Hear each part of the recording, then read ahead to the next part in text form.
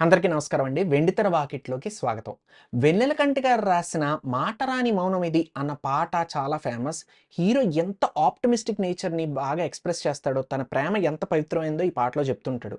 కానీ అప్పటికే అతన్ని వదిలేసి వేరే అతన్ని పెళ్లి చేసుకున్న హీరోయిన్ అతనికి ఇచ్చే సమాధానాలు ఇంకా గమ్మత్తుగా గుచ్చుకునే నిజాలతో కూడుకునుంటాయి.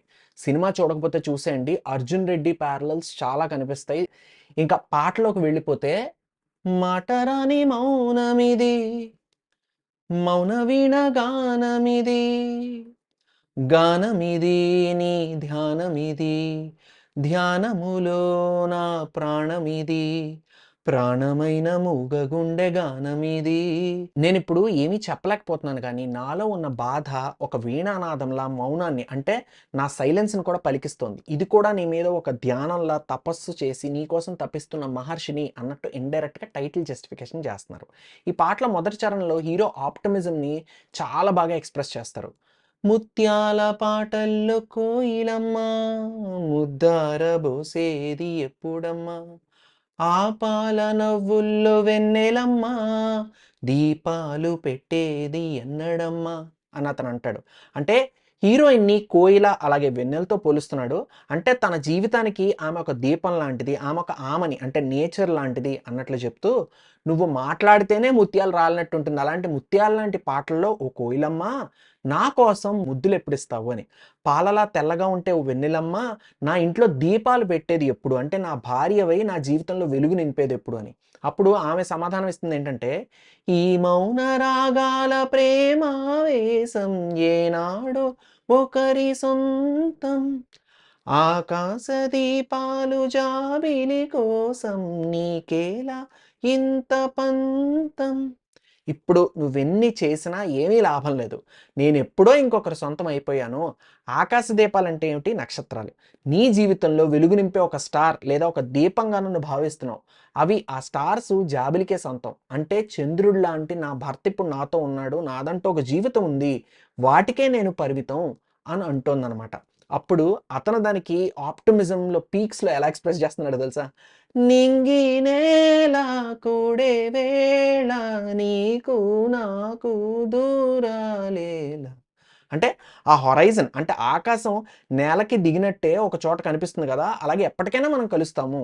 అంటే ఇక్కడ కూడా అతను ఒకటే ఆలోచిస్తున్నాడు. ఆమె ఒక ఆకాశం, ఆమె ఒక దీపం, ఒక నక్షత్రం, ఒక వెన్నెల. ఇతను నేల. ఎంతో ఓపికగా ఆ లక్ష్యం నెరవేరే వరకు వెయిట్ చేస్తాను పేషెన్స్‌తో. ఆ హొరైజన్‌లో మనం ఎప్పటికైనా కలుస్తాము అని చెప్తున్నాడు. దీనికి బదులుగా రెండో చరణంలో హీరోయిన్ రిప్లై చాలా బావుంటుంది తెలుసా? ఫస్ట్ ఏమని చెప్తుందంటే, చైత్రాన కూసేను కోయిలమ్మ గ్రీష్మానికా పాట ఎందుకమ్మా రేయంత నవ్వేను వెన్నెలమ్మ నీరెండ కానవ్వు దేనికమ్మా అంటే ఇక్కడ కూడా అలాగే కోయిల వెన్నెలతో పోల్చుకుంటూనే లైన్స్‌లో హీరోయిన్ ఏమంటుందంటే, "ఆ కోయిల ఎప్పుడు కూస్తుంది? చైత్ర మాసంలో కూస్తుంది. అంటే స్ప్రింగ్ సీజన్‌లో కూస్తుంది. ఇప్పుడు కాదు సీజన్ దాటిపోయింది. ఇప్పుడు గ్రీష్మ ఋతువు అంటే ఎండాకాలం. ఇప్పుడు కూసినా వేస్ట్. అంటే నువ్వు నా వెంట పడి ఇప్పుడు వేస్ట్ టైం దాటిపోయిందని." అలాగే రాత్రిపూట వెన్నెల ఎంత కురిసినా దానికోసం మనం తప్పించిన ఒక ఉపయోగం ఉంది.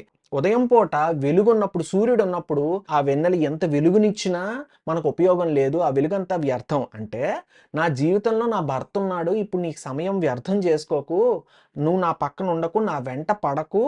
ఇప్పుడు ఆ వెన్నెల ఎంత వెలుగు పంచినా వేస్ట్ అని ఇక్కడ చెప్తోందనమాట.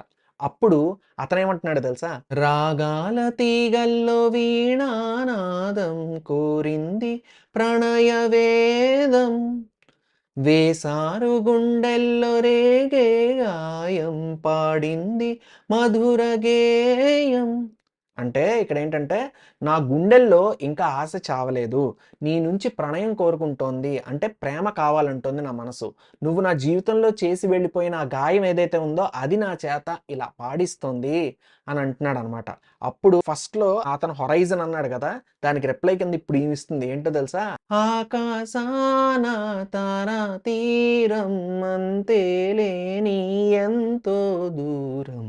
అంటే ఆకాశంలో తారాతీరం అంటే ఆకాశంలో నక్షత్రాలు అంతే లేని అంటే అసలు ఎండ్‌లెస్ ఇన్‌ఫైనైట్ డిస్టెన్స్‌లో ఉంటాయి.